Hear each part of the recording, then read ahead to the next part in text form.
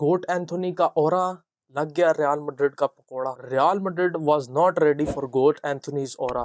भाई his aura was different. जो match से पहले प्लेयर्स वार्म अप कर रहे थे, मैं बिल्डअप देख रहा था, कमेंटेटर्स ने पूरी हाइप बनाई हुई थी, एंथोनी दिस, और मैं आगे से कहता अबे क्या पागल वागल हो गया। पागल हो गया क्या एंथोनी? क्या भाई क्लब से रियल मैड्रिड से बड़ा तो नहीं है? सीधा मैच में डाइव करते हैं, सीधा टैक्टिकली जरा थोड़ा एक्सप्लेन करने की कोशिश करूंगा कि कैसे रियल बेटिस ने रियल मैड्रिड को हम्बल कर दिया और ऐसी शिट रियल मैड्रिड ने गेम की जिसकी को याद नहीं। मैच स्टार्ट हुआ दोस्तों, पहले 10 मिनट में रियल मैड्रिड पूरा चढ़ के रही, पूरा आपके डिफेंडर ऐसे चढ़े हुए थे जैसे विंगर थे। विनी ट्रिपल पास कर रहा था, एम्बापे बॉल डीप आगे बॉल रिसीव कर रहा था, जो कि चीजें काफी अच्छी लग रही थी। एम्बापे ने इसी तरह गोल निकाला, डिफेंडर को खींचा, बॉल जरा ट्रिपल पास की। भाई क्या टोनी क्रूज के हाइलाइट्स वगैरह देख के आ गया था, क्या किया था एम्बापे ने, बहुत खूबसूरत बॉल निकाली। और फर्लन मेंडी भाई साहब 150 के 100 गेमों में 8वां असिस्ट निकाला और डियाज का स्कोर। बस रियल मैड्रिड की गेम और कहानी बस इतनी थी।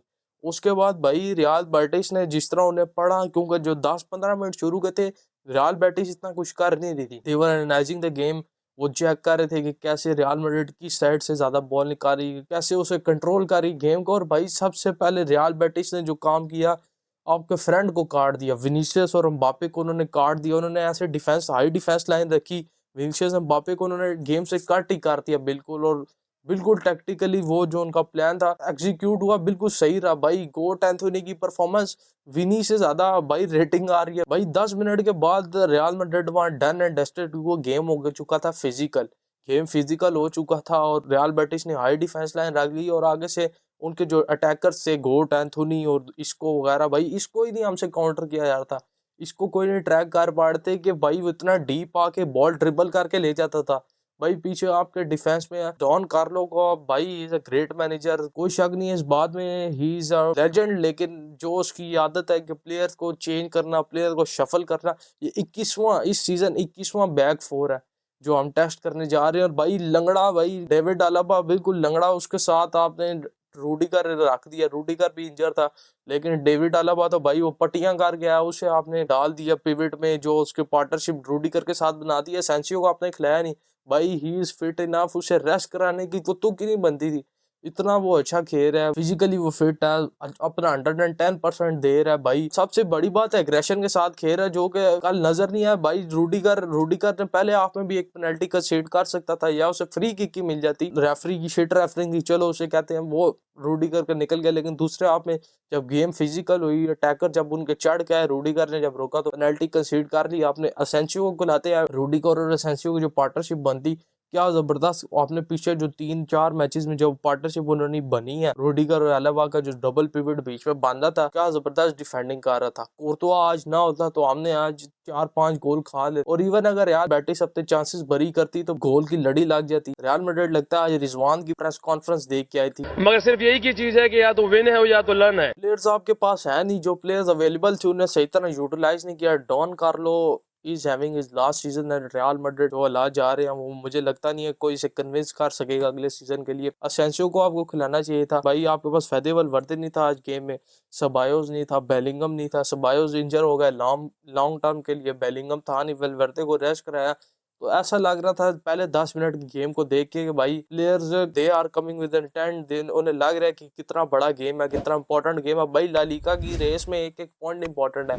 आपके बाद साथ ही एटलेटिको का गेम था, एटलेटिको ने किस तरह जबरदस्त जीता, एटलेटिको ने आपको पेल दिया। भाई अल्वारेज ने गोल मारा, 1-0 से वो जीते, 1-0 से जीते, टॉप ऑफ द टेबल चले गया। आज बार्सिलोना है, अब आप ऐसे हाथ उठा के दुआएं करोगे किस तरह बार्सिलोना हार जाए, या रियल बेटिस के सामने जब बार्सिलोना जाए तो वो हार जाए, या एटलेटिको जीत जाए। बस अब कुदरत के निजाम पे अब डिपेंड करना है। टैक्टिकली गेम को सही तरह कार्लो से मैनेज नहीं हुआ। ब्राहिम डियाज को आपने बेलिंगम की जगह पे डाल दिया। रोड्रिगो ऐसा बंदा था जो ड्रिबल पास करके किस तरह बॉल को बॉक्स के अंदर लेके जा रहा था, फाउल जीत रहा था। बाकी गेम आपकी वो समझ नहीं आती है। एम्बापे को चलो मान लिया, उसे टूथ एक्सट्रैक्शन की वजह से, इंजरी की वजह से, फिर भी वो खेल गया अच्छा, डिसेंट है ना, फिर ऐसे लग महसूस नहीं हो रहा था कि उसे कोई मसला है, लेकिन काफी अच्छी गेम दे गया। विनीसियस को अच्छा पॉकेट किया, भाई विनीसियस ड्रिबल पास कर रहा है और विनीसियस अपनी हरकतों पर फिर वापस आ गया। वही अब टाइम वापस आ गया कि हम कह रहे होते हैं भाई किस तरह रेड कार्ड ना ले लियो, रेड कार्ड ना ले लियो। आज फिर वही हुआ, जब शुरू में विनीसियस ने फॉल कमिट किया, ऐसा लग रहा था भाई he was ending the thing coolly and calmly. लेकिन जब सेकंड हाफ में जब उसे उसे काट दिया गया, उसके बाद तो फिर वही अपनी हरकतों पे शुरू हो गया। ये डर लग रहा था कि इस तरह रेड कार्ड ना ले, आखिरी के कुछ मिनट्स में आगे वो फिर रेफरी और प्लेयर्स के साथ जाके भिड़ना शुरू हो गया। तो real Madrid was totally shit yesterday. वो शिट प्लानिंग के साथ आए थे क्योंकि गेम जब फिजिकल हो गई, मॉड्रिच पीछे से बॉल डाल रहा है लेकिन बॉल आगे कैरी नहीं हो रही, उनके डिफेंडर काट रहे हैं विनीशियस एम्बापे को। जब बॉल विनीशियस और एम्बापे के पास जा फिरी थी तो वो इतना ज़बरदस्त इंटरसेप्शंस वगैरह डाल रहे थे।